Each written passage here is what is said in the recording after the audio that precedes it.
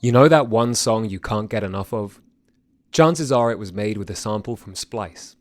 Explore top packs made by your favorite producers, sketch out song ideas in seconds with Create Mode, and dive into a sample catalog that's so deep, it's dangerous. Find out why Splice is the industry's not so secret secret. Visit splice.com and try for free today. Welcome to the Fader interview. I'm Alex Robert Ross, editorial director of The Fader. For the first time since 2016, a Mike album didn't arrive on the first day of summer. After two lengthy tours in support of 2021's Disco, the New York rapper chose to take a break rather than stick to a rigid release schedule. When Beware of the Monkey, his latest, dropped on December 21, it marked the longest gap between official projects for him. What arrived wasn't something cold and distant. Instead, Beware of the Monkey feels more like the period after the dead of winter, when each passing day is noticeably warmer. It's a natural progression from Disco, and a continued study on love, grief, and the ties that bind.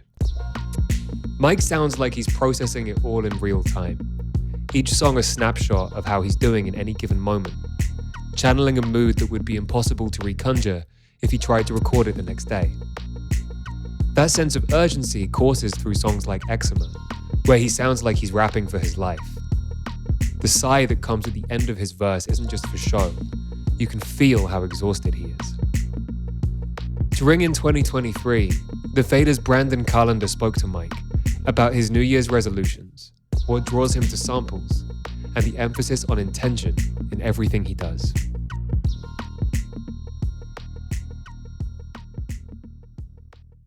Happy New Year's. I never really know like how appropriate it is to still say Happy New Year on like January 10th, but I'm gonna say it anyway. Yeah, no, I appreciate that, gang. Happy New Year. I was just thinking, it's funny you said that because last night I was like getting out of an Uber. I like wanted to say Happy New Year's to the dude.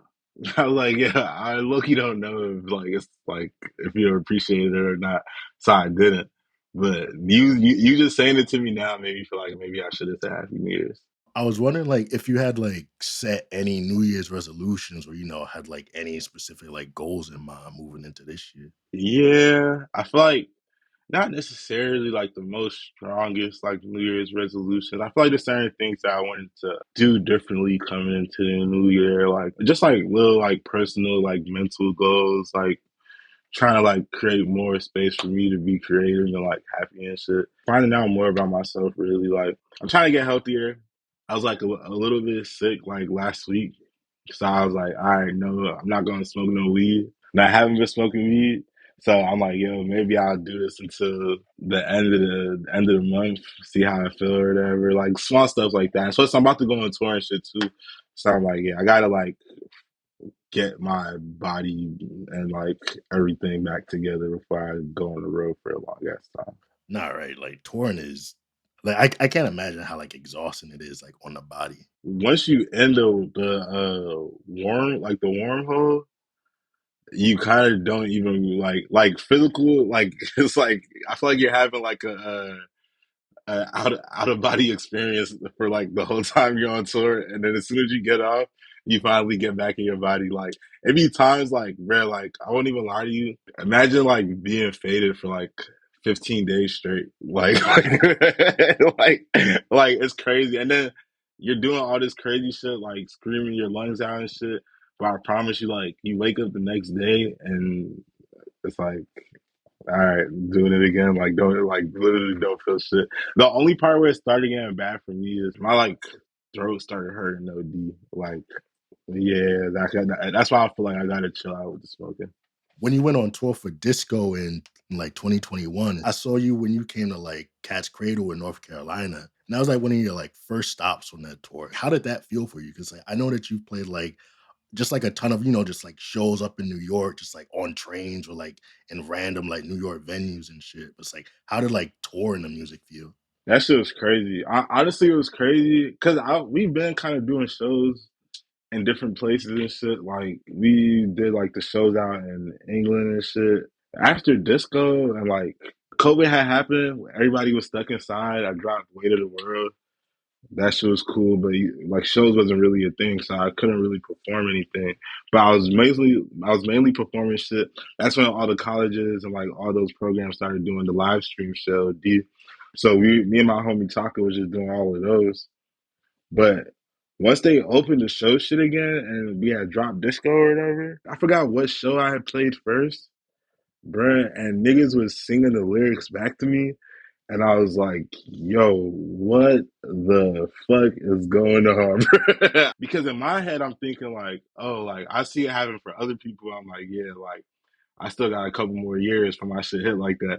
And then to come out of the quarantine and then like go into that shit where like niggas know the lyrics, like we're doing our own tour, like and that's the first time I think we really did our own tour since like maybe like 2018. Like, but before that, I was mainly just like opening up for people and shit. But to do my own tour and like the response to be that, I was like, bro, what the fuck? Like that, and I think that was part of the reason why I was like, yeah, we kind of got to celebrate every night because I don't know what the fuck is going on, bro. You know, I mean, it really felt like a family affair out there, you know, like Mavi like pulled out like randomly. Even people like not on the set list. Just like you were pulling out like cruising and like Salimata, and you're just like, yo, it's like just like come out. I really appreciate that like family affair aspect because that's kind of how I just like approach all the music coming out of that like sort of like New York sphere and just like the extended sphere, where just like all of y'all just like building each other up, you know. I'm so grateful for them. Like I think even that experience, like now I'm just like hella greedy now because I'm like, bruh, I want every tour to be that same exact way, bruh. Like that tour, I be telling people like, bruh, that shit was like a spiritual experience for me, bruh. Like being with even with like Liv had our friend Maya on tour with her. Like everything felt so like it really felt like we was a big ass family. Like it really felt so good, and to be doing it off the basis of music, like and I think like probably why it felt so good too is because that's why I've always wanted my music experience and journey to always like resemble like family or like even when me and my manager now Vin talk, who's also just my very close homie, like we always talk about like how we need to treat this shit like a mom and pop store. Like keep it in the family and like keep it in the bedroom, like keep it in our little room, but and do big things. Let's see how big we can make shit look. And I feel like at this point, you know, it's kind of gotten to like an interesting point. I've always kind of like thought of like your music as like being like headphones music, where it's like that experience of like listening to your music. It's like a sacred thing, you know. It's like you're like personally connecting with it, but it's like now the music is kind of at this point where you can listen to it with other people, and it's still like you still have that like kind of like shared experience, you know. So that was a part of that tour too that blew my mind as well. Is like seeing that like people could actually like get lit to the music. You know what I mean? Or like we could have an experience where like people are like, "Fuck, like that was a crazy ass show." You know what I mean? And I think like it's just cool. Like people appreciate seeing people like pour their hearts out. You know what I mean? And I think like that's what a lot of people sleep on when they see like trap like maybe more like trap music and niggas is like rapping over their songs and shit.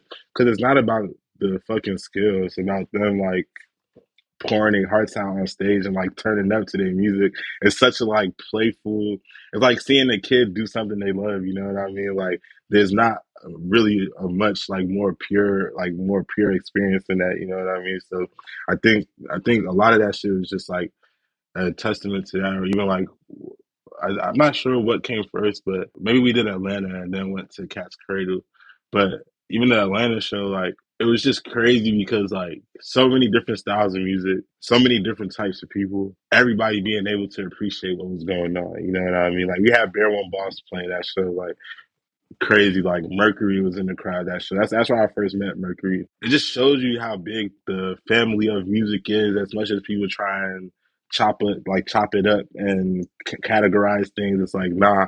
All this is about is like expression of something very pure. You know what I mean? I feel like that's really what gives it its importance. Allows people to like get lost in this shit. Like when I be on stage, I'm for 100%. If I'm not like fucked up or like nervous, I just be getting lost. But mostly when I am like when I say fucked up, like fucked up emotionally, But like if I'm like in it, like I'm in it. Like I really like it's really like an experience that helps me be loose. Like I be saying like it's like one of the only times I could really be myself and like my powerful self, you know? Is performing like freeing for you in that way? Yeah, 100%. I'm not trying to be corny. It's like for real, like a spiritual experience, for real. Like, and I use it for that too. I like know what it is. Like, even when I go on tour, I'm like, yeah, like I know I'm about to be a tweak out for these next couple of weeks. You know what I mean? Because I'm like, yeah, this is my time to like be that. Like this is my time to be that person. And also practicing being myself. I feel like in the world, I like to compromise with the people that I love. So like on tour is like somewhere I feel like I don't have to compromise, and I can like show people like my everything, you know. It's kind of cool to me that you brought up like Bear One Boss, like coming out to the Atlanta show and like Mercury. That's one of the things I think about a lot, where it's like artists kind of get sliced up and divided into scenes where it's like, yeah, it's like this guy, he'll rock with this guy or like with this artist, but probably not with this one. But it's like these boundaries are a lot more fluid than that. Even on like this new tape, you have like Baby Sosa on there, like doing like an intro on one of the tracks. And it's not like unexpected, but it's kind of like, wait, it's like that's who I'm hearing right now. Yeah. The reason why I appreciate that shit is because, for example, like when G Herbo and Earl Sweatshirt did that, the Knucklehead song, you know what I mean? Like that shit blew my mind. It blew my mind because I'm like, yeah, this is somebody that I know niggas in my high school fuck with, and this is somebody that I personally fuck with. That I, not maybe a lot of people know that there's finally like a connection. You know what I mean? And like those type of things, like it show you too that like niggas be growing up in similar environments, if not the same environment. You know what I mean? Like so, like there's not really a disconnect.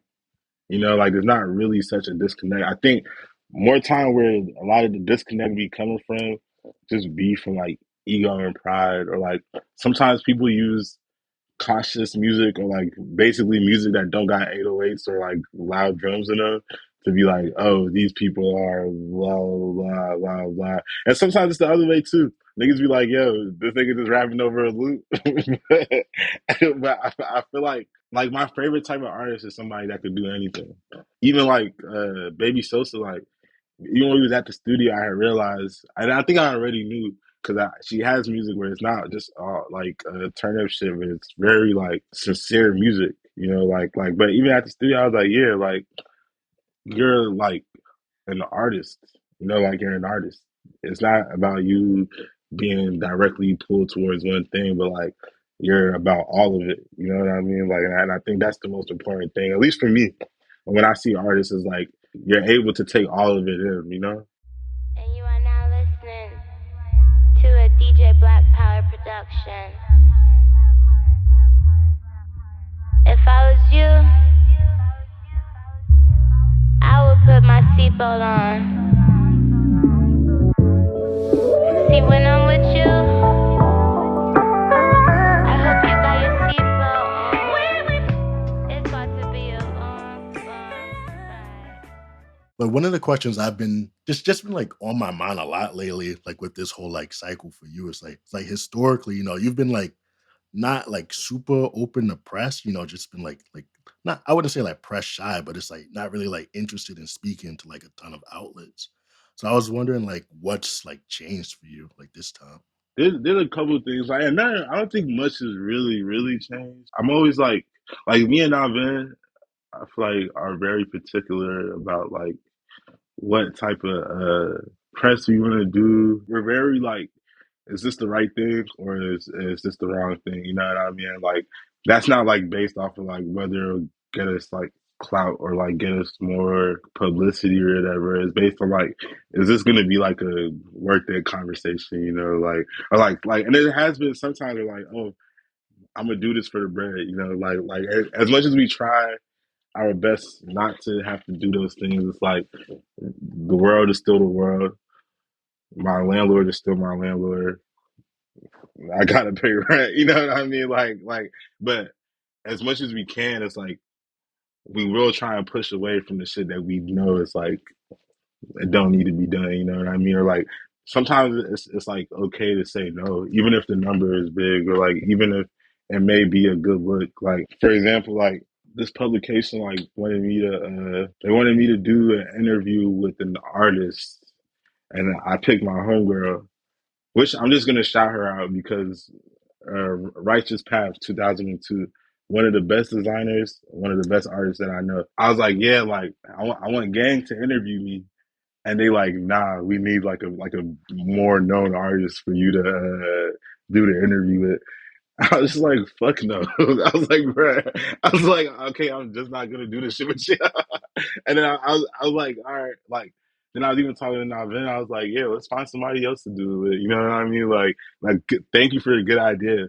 Like, now we're gonna go do it with somebody else, bro. Because I'm like, yo, like that goes more than like me just being on your publication. It's like you don't really care about like putting the people that need it on, you know what I mean? Like those things mean the most to me because down the line, like you got to stand for something, or you're just not gonna mean shit, you know. And I think like that's what has been helping us this whole time is that like besides the online shit, because people say a lot of shit online. There be niggas hating online, doing all this weird shit online, and those be the same niggas you see at the show, and what it be is none of that. You know what I mean?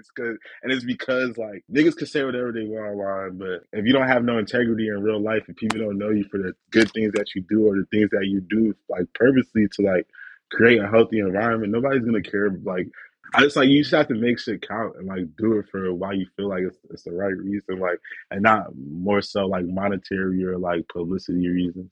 If that makes sense. So I feel like even like more so now, it's like the reason why I'm like, all right, yeah, nah, let's do this or let's do this, let's do this. I'm like, yeah, because like this makes sense. And like now we have the leeway where like more people are willing to reach out. You know, it's not like just the three same whatever, whatever. It's like now we can choose from like, all right, this looks like a good idea. This looks like a good idea. This looks like a good idea. Maybe we'll do like the one money driven thing so we could have space to do all the shit that is like the right shit to do. You know what I mean? The whole like interviewing process, it can feel like extractive, you know? So it's like I was just wondering, it's like how have you learned to like handle that or just like or even just like ignore it? I don't know. Somebody told me good advice. My homie from England, Malcolm, told me some good advice. It's like, bro, like somebody's interviewing you, just give like make the answers worth it, even if they ask you like bad questions. Like just make the answer. He's like, just make the answers worth it, and then it just made me realize that like you could have control over like what you want this thing to be. Like I could be selfish and like be like, oh, millions of people already asked me this question, blah blah. But then at the same time, you could ask me a simple question, I could just blow your mind right now, and like it's like the gift of sharing ideas and like sharing knowledge and shit, you know? Because I definitely know what you mean about the shit feeling extracted. And you can also tell when people care and people don't care. That was like my main struggle with interviews is talking to people that don't care. Cause I'm like, bruh, if you listen to the music, you know this shit means the world to me, bro. So I'm like, yeah, like I'm like, bro, please, bro, if I cry on here for Something that like I've always just like loved and like appreciated about your stuff is like how you use samples. It's like there'll be like either like background singers or like hooks, like basically. Cause like sometimes you'll have like hooks where you'll like sing one or just like repeat like a like little refrain, but most of the time it's really just like the sample like carrying you. And that's something like I really don't see like a lot of dudes, like even the people who like have like super heavy sample based production, like they don't really go that route anymore. I feel like when it comes to sampling or even just making music like all together, I always try and like think of it like this might sound corny too. I feel like I always try and think of it as like like painting or some shit. Even though I don't paint, I like a lot of different artists. I feel like one of the things that I like about a lot of artists is that like your most in-depth piece of art could be your most simplest, you know what I mean? Or like something that looks so simple, you know what I mean? But then if you really like go into the backstory of what everything of that piece means, you'll see like how in depth it is. Like for me, like what draws me to music or like draws me to certain samples is like how does this relate to like a bigger picture? Like how does this relate to like something bigger? And then like a lot of the times it's just like I was talking to somebody about the Nothing I Can Do Is Wrong sample, and I was like, bro, like literally the reason why I picked it because I heard bro singing. I didn't know who the fuck he was. I heard him singing, and I was like, yo. I know how to explain it. Like it was just so pretty, bro. Like I'm not gonna lie, like it felt so pretty. It felt so intentional. Cause when you're near me, everything is right. Nothing I can do is wrong. When you It's big fucking Mike. nothing I can do is wrong. When you Because you hear people talking about love songs, especially in that age of samples and shit. The love songs are so dominant in the thing, but something about his shit just sounded so like genuine, like genuine. That's like, bro, like this is not about me being like a crazy dude and being in love with you. Like, I don't know, it just felt very genuine. It felt very cute. And I was like, yo, nah, like this is like good. Like this is good because it feels like somebody didn't make this to blow up. I feel like somebody made this because it like this meant a lot, and you can hear it in the music. I think, and those are always my favorite artists. Like when you can hear that like they needed to do this because if they didn't, it wouldn't have been nice. You know what I mean? Like I won't lie, like. I hear a sample and then I immediately know the intention. A lot of the times I just feel gravitated towards it. I start working on it. I put it out, or before I put it out, I'm listening, and start putting the pieces together. Like for the last project I dropped, "Beware the Monkey," like the sample to "Nothing I Could Do Is Wrong" is like it starts off like when you're near me, everything is right, and then I made that shit the beginning of the album. And then at the ending, I didn't realize that this is how it was gonna be. But at the ending, it's the closing credits, and it's my mom singing at the end of or not my mom singing, it's my mom talking at the ending of the sample. It just made the shit intentional. You know what I mean? Like, because I'll be honest, even before I dropped the project, I was hating on it. I was hating on it crazy. And then I started like putting the pieces together, and I listened to it all over again. I'm like, fuck, here was the message I was looking for the whole time. Like, here's the thing that like I needed to figure out from this. You know what I mean? Like, I don't know if it's the music doing it for me or if I'm like putting the pieces together, but when I look for samples, like those are the type of messages that I'm trying to look for, like the bridges that I'm trying to connect us to. It's like kind of a like complex thought where samples is like they're kind of like just like ancestors like talking like to you or just like speaking through you. And it's like you can't really like respond to them, but it's like you can like try to interpret what they're saying, or it's just like try to like fill in the blanks somehow. It's like they're helping you say what you need to say. You know what I mean? Which is fucking crazy. Like there's certain samples that I've gotten, I'm like, bruh, God gave this to me, bro. God gave this to me. Like the Evil Eye sample, I didn't realize that the lady wasn't even saying Evil Eye in the sample. oh sweet darling,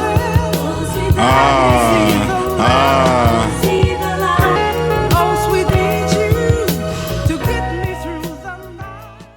I looped it. Mind you, I already rapped over this shit. I didn't hear what she was saying the whole time until eventually I'm like, wait, something about, I need you, some like evil eye. And I'm like, bro, what the fuck? Mind you, like one of my best homies had just given me this evil eye bracelet. Like before that shit, had just given me this evil eye bracelet. Homegirl is from the Philippines, and there was like a big period of while I was working on the project that like she has this like grandmother that she was like, yeah, like every now and then we'll like go over to her and like see if like somebody gave us the evil eye, like somebody was like trying to like put a curse on us or whatever. And then I asked her to do it for me because I was like feeling a little bit off, and she was like, yeah, bro, like she's like somebody gave you an evil eye, bro. And then after she was like, yeah, but like since we talked to her, like all you got to do is talk to her, and then she'll like get rid of it for you or whatever. And then the homie had gave me this. And then eventually I'm listening. I'm like, listen to it. I'm like, nigga, the lady is saying evil eye. I'm like, bro, I can't make this shit up. I literally can't make this shit up, bro. It just happens, bro. And I don't know. Maybe it's about being in tune with the music in that way. I don't know.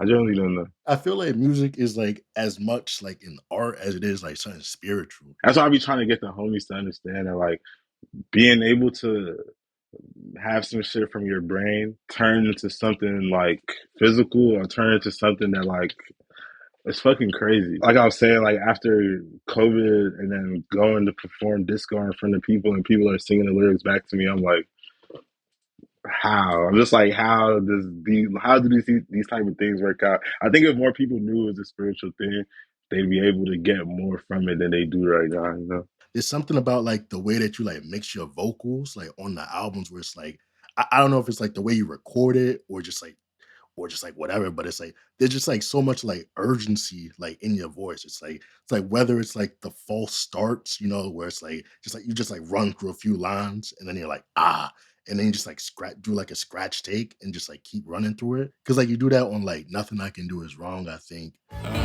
Through the city, I can do too much of looking up. My sister hit me, trying to push me, sound good enough. 150 for the cushions while I'm putting up.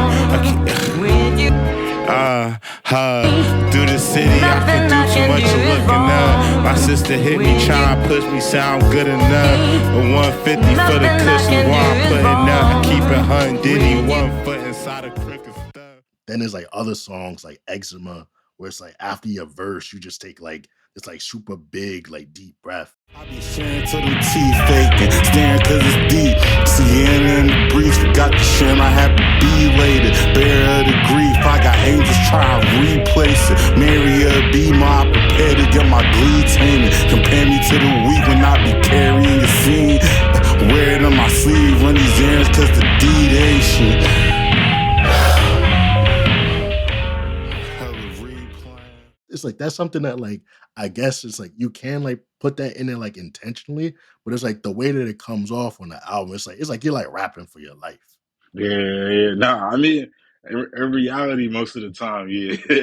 But even the Nothing I Can Do Is Wrong, I recorded that and I kept the same recording. Like the reason why I fucked up, literally the whole story of that shit. I like came home one day, super clapped. I think I had like already made the beat. I was like drunk as shit. I opened up my laptop, listened to the beat. I wrote this shit hella fast, and then I was like, all right. I'm about to record this shit.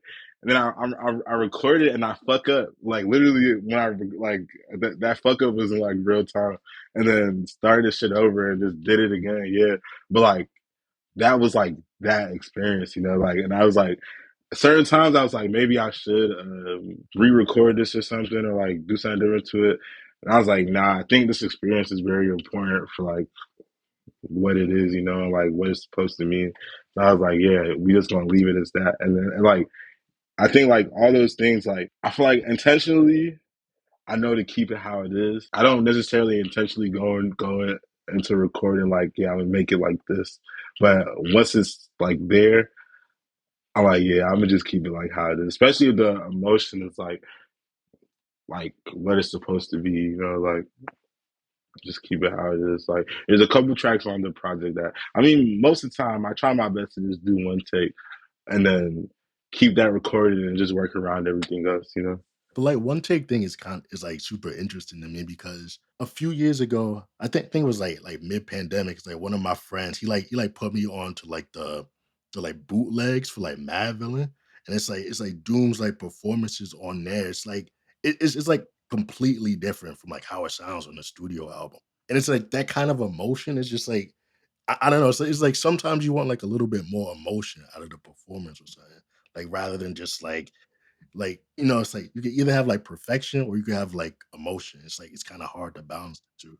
Emotion, yeah, exactly. Yeah. That's one of my main things. I'm low key like I'm anti skill, but I'm more so fuck with like where's your heart? Like where's your heart in this shit? And like people and you could tell by the shit that people talk about, like or like how people talk about the shit that they love or like the shit that hurt them. Like you can hear it in the music. You don't need nobody to be a lyricist to like feel somebody pain. And that's just always the type of shit that I've always fucked with. Like when it comes to writers, like people that write, like I'm always just like, bro, like more than how you're skilled, just like how you express how you feel in such a calm, simple way. It's so striking, bro. It's literally just so striking. Like people could generally feel how you feel when you do those things, you know. And I think like perfection is cool. But I feel like that's for school, you know. Like perfection is like for academics. Like music is supposed to be about expression, you know. So like, it's about like how do you know how to express this shit? I think is more so important. There's just like really like touching moment on like Swoosh 23 where it's like the intro from your sister. I was getting ready for bed. I prayed, and you just came to mind. I was just like researching about you and all your accomplishments, and then I was just led to your YouTube videos, and I was watching them, and I'm just so proud of you. I'm so proud of you. You know, I'm so proud of you. I listened to Zaza. I just finished this spiral. That's why I'm crying because just hearing Molly's voice at the end of the track and just seeing how at peace you are, with her death.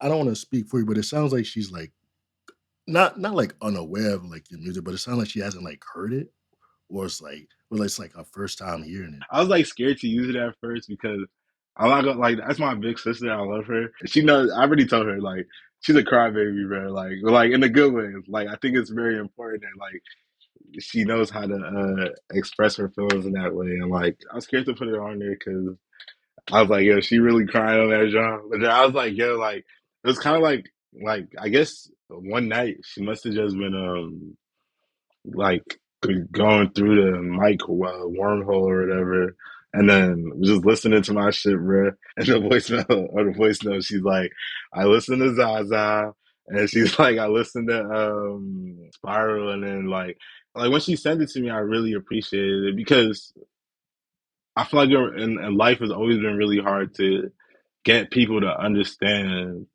how I feel and like why I feel like how I feel, and like there's always been like a struggle to me to get people to really understand like what like my point is, you know. And I feel like it's funny because like I didn't have to tell her anything, but like she did the like kind of work on her own, and I felt like it gave her understanding, and then like even hearing her like I don't know, it just felt so like sincere to me. It really made me feel like special as hell, bro. Like because we're all grieving like my mother and stuff, you know, and I guess it just felt good to like kind of like somebody stepping into my world of grief, you know, and I appreciated it, and it's like it felt like my family was entering my world, you know. Like one of the things that's I don't know, it's just like always like spoken to me like about your music and just like dealing with things like from my own like personal life. It's just like that conversation about like grief, it's like constantly evolving, It's like your feelings about stuff just like are just like changing with the times. Was just like this month it's like here's how I'm feeling about it. Or it's like I'm moving on a little bit, but I still feel it. But now it's like a source of like motivation. It's like a source to like keep moving every day. I remember like when my mom first passed, like it was very confusing. Like there was points where I was like, "Fuck everybody," I was like, yo, you know the scene in Paid in Full where Mitch is like, yo, any nigga that look at me wrong, bro. Yeah, I was on that vibe for real, for real. But then I got to the point where I was like, you know what? I need to love like I forgive everybody. Like I love everybody. Don't worry about it. Like we good. We got this, bro. Like we just need to come together. And then like at a certain point, I was like, bro, like why do I keep trying to make like a God move or like a Jesus move where like I know what's the right thing to like do or like react to this to what just happened, you know? And I'm like, bro, like I just need to like learn as it's like going on, as I'm going on, as I'm continuing to live, and like what do these things look like, or what does like even like, bro, like one of the things that like that situation taught me is that like in this country, especially how shit is going, how it's been going, like we don't know how to honor people, you know, like we don't know how to bring people peacefully to that afterlife, you know, like make that transition like a very peaceful and loving thing, and like it just taught me like oh like instead of trying to make a decision on like how I'm supposed to feel and what all of these things are supposed to mean, like supposed to just keep figuring it out, like I'm supposed to just keep like learning as the day goes by and like trying to like assess this like for also for other people to hear like and that's why I be saying like, oh, music saved me. Like music saved my life because there's so much information,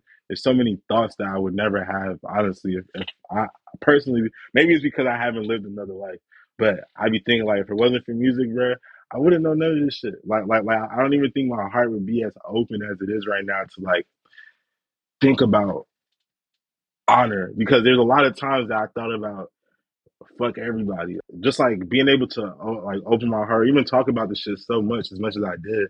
I don't know. It just helped me think about it, like think things through. I think that's even why like when my sister sent the voicemail. I think the reason why I probably meant a lot to her too is because it's good to hear somebody else, to learn how somebody else is grieving and like seeing like, oh, like what does this mean for somebody? Because a lot of times they're like should be feeling like it's the end, like if you feel like, oh, like we blew this up and this is it, you know what I mean? But like there's never a more better sense of the future than like seeing somebody else still here, like seeing somebody else still living through this shit, like at least for me. That was Mike talking to the Faders' Brandon Callender. Mike's new album, Beware of the Monkey, is out now on his own label, 10K. The Fader interview is engineered by Tony Giambroni.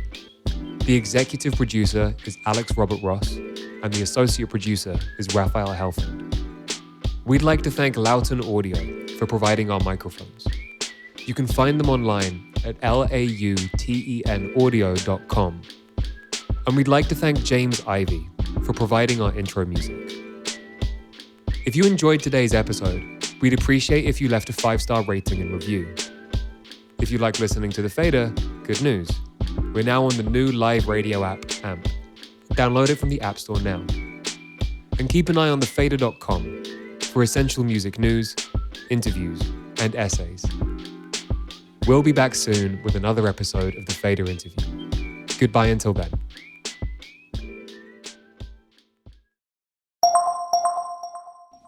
You know that one song you can't get enough of?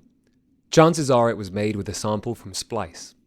Explore top packs made by your favorite producers, sketch out song ideas in seconds with Create Mode, and dive into a sample catalog that's so deep, it's dangerous. Find out why Splice is the industry's not-so-secret secret. Visit splice.com and try for free today.